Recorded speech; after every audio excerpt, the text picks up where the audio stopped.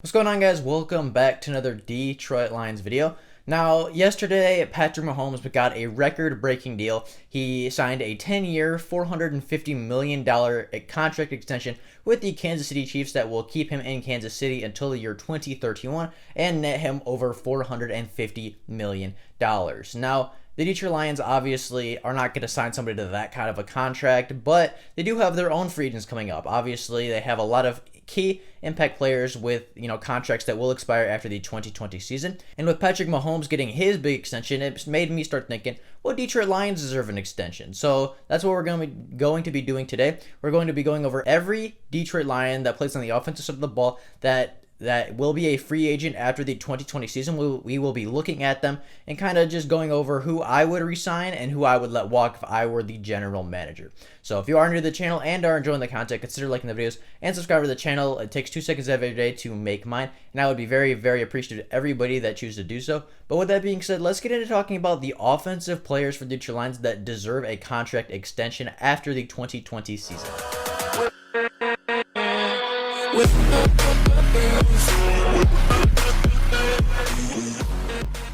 Now, if you do not know, the Detroit Lions pretty much have no receivers under contract past the 2020 season. The only wide receiver that will be under contract for sure right now is Quintez Cephas, the rookie that we drafted in the 5th round this past draft. So obviously we'll start there because that is where most of the impact players are and where most of the contracts will have to go.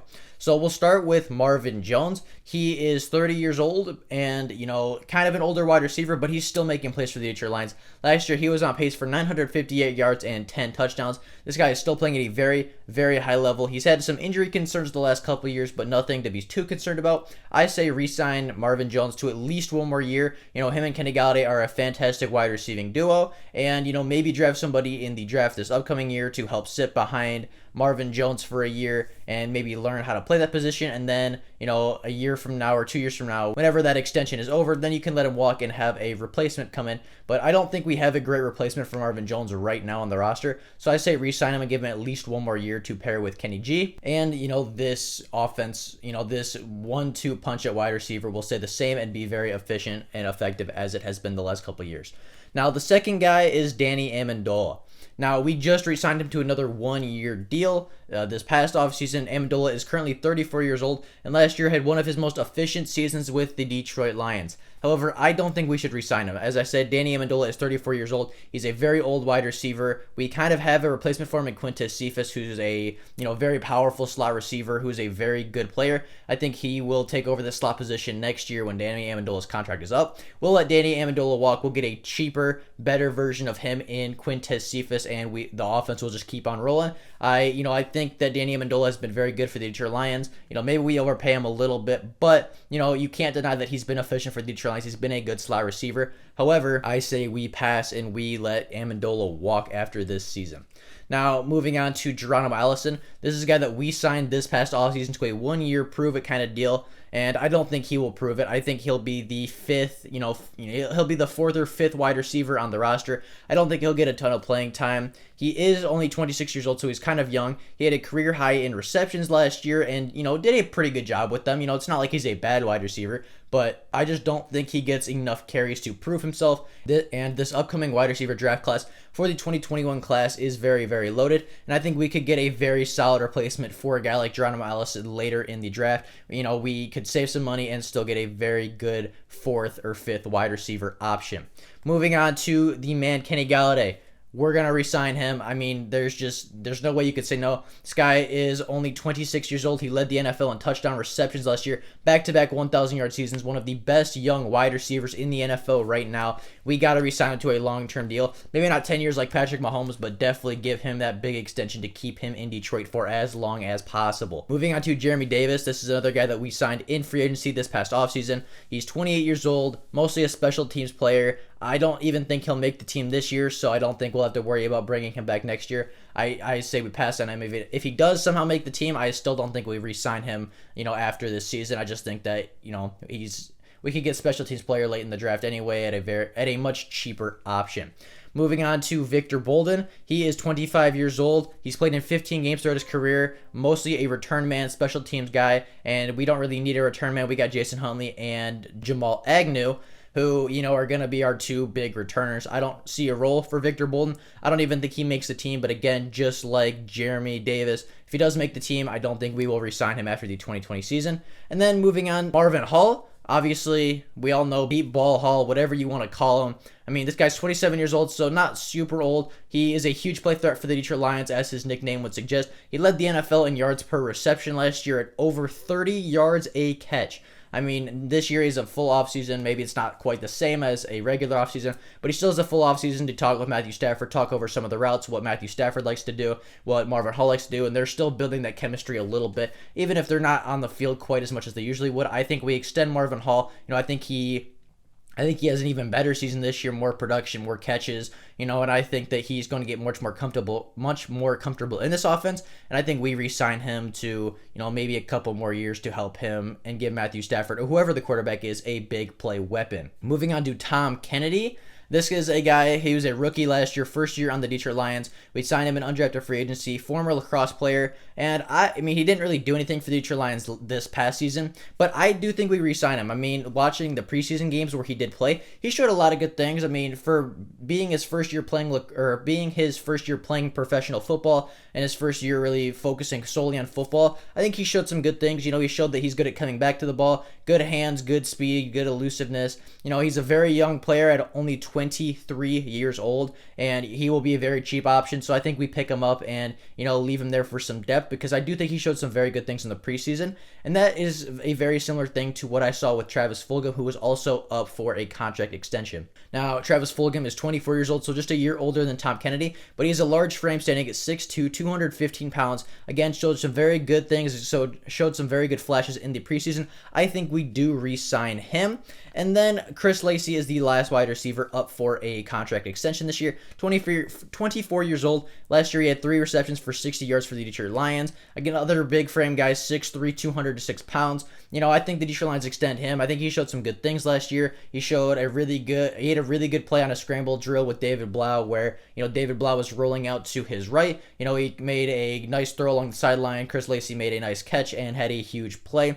Obviously, I averaged 20 yards a reception and was, he showed some good things late in the season last year. Moving on to the tight ends, we have 2 tight ends that are up for contract extensions after this season. That is Matt Sokol. I don't even know who this is. I saw him on the list, and I don't even know who he is. So I think we're gonna pass on him, especially when we got guys like T.J. Hockenson, Jesse James, Hunter Bryant, Isaac Nauta, who is also up for an extension. We have all these guys, and I didn't even know who that guy was. I didn't even know who Matt Sokol was. So we will not re-extend him, but we will re-extend Isaac Nauta. Now, Isaac Nauta is a 23-year-old tight end. He was a rookie last season out of the University of Georgia. He had 2 receptions, 13 yards. Again, a very cheap option, but he has very good hands. I think he will be a cheap but a very good, depth receiving tight end for us. If we need a guy to come in at a third tight end, I have faith that he is a very good tight end all around, good receiving option, and will not be very expensive to re-sign. Moving on to the tackles. This one might be controversial, but we'll start with the big name in Taylor Decker. He is 26 years old. He was Bob Quinn's first ever draft pick as the general manager for the Detroit Lions.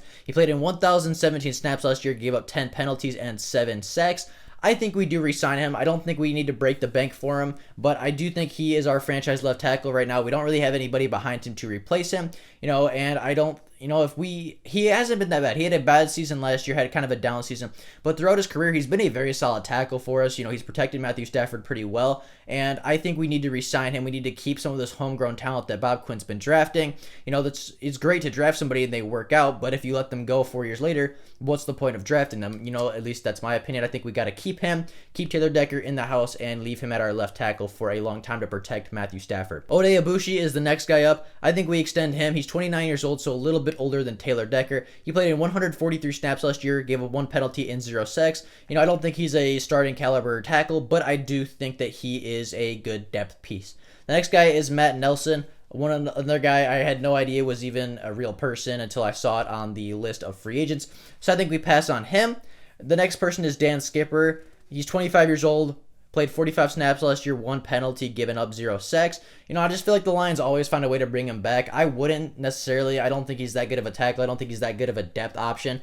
But the Lions always seem to bring him back, so I will say that they do end up doing that. And then the last player is Caleb Benanach. I don't know if I pronounced that correctly or not, Caleb. If you're watching this, I apologize. But again, I've never heard of you, and I just don't think that you have a place on the Detroit Lions for an extension. I think we could use that money somewhere else. Moving on to the running backs that need extensions. The first one is Wes Hills. Now, I don't think this guy will actually make the team. I can't see him beating out Kerryon Johnson, DeAndre Swift, Bo Scarbrough, Jason Huntley, Ty Johnson, and any of the other running backs we have. I think he showed good things last year. He had like 2 touchdowns in 1 game or something. He came in, did his thing, showed he was pretty good. I think he will make an NFL roster. I just don't think it's the Detroit Lions roster. So I don't think we have to worry about re-signing him, but if he does somehow make the team or if he makes it on the practice squad, I don't necessarily think we will sign him to the active roster anytime soon. And then the other running back up for a contract extension is Bo Scarbrough. Now, Bo Scarbrough is 23 years of age, came in late last season, and did some very, very good things, and a lot of Detroit Lions fans love him, including me. I think, I don't think he's going to be a starting back, but I do think he will have a huge goal line role. Last year he came in, had 89 carries, 377 yards, and a touchdown. He's a big, powerful, bruising back. I think we use him on the goal line a lot, and I think that he's very effective as a goal line back, and I think we do re-extend him because he's the biggest running back on the roster. It has the most power, and I think that brings value to the Detroit Lions roster, and I think we do keep him to be that goal line, short yardage back kind of person.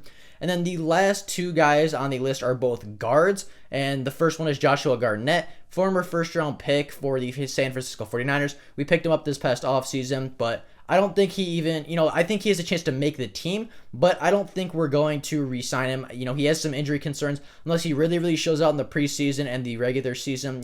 Obviously this is all on paper, so we haven't actually seen these guys play yet, if they have a breakout season or if they have a bust season, but Joshua Garnett has some injury concerns, didn't play at all last year, and when he does play, he's not that great. He's okay, but I just don't think we re-sign him. I think we could go cheaper somewhere else at a depth guard position, especially after drafting 2 rookies in this past draft. And then the other one is Kenny Wiggins, and I know some people are going to be mad at me, but I do think we re-sign him. I think he's an okay depth guard. I don't think we should start him, but he does have starting experience. He's 31 years of age, played in 438 snaps for the Detroit Lions, 2 penalties committed, and 2 sacks given up. So those are all the players that are up for contract extensions after the 2021 season. Obviously, some of these guys could get it before the 2020 season is up, and some players will not get it at all. As I mentioned briefly, this is all preseason. This is all before we've seen any of them play. Obviously in the 2020 season, so some of them could fall off really hard like Marvin Jones, like Danny Amendola, or some of them could break out. Like if Joshua Garnett has a great season, obviously we re-sign him. But, just with Patrick Mahomes getting his huge deal, I figured this would be a good time to talk about, future extensions preseason. And then obviously after the season, we can talk and compare this list to see who had a breakout season, who kind of had a drop-off season, and kind of reevaluate our free agent needs. I don't think we're going to give out too many big deals this offseason, at least to returning players. I think we give out a big deal to Kenny Golladay. I think we could give out a big deal to Taylor Decker.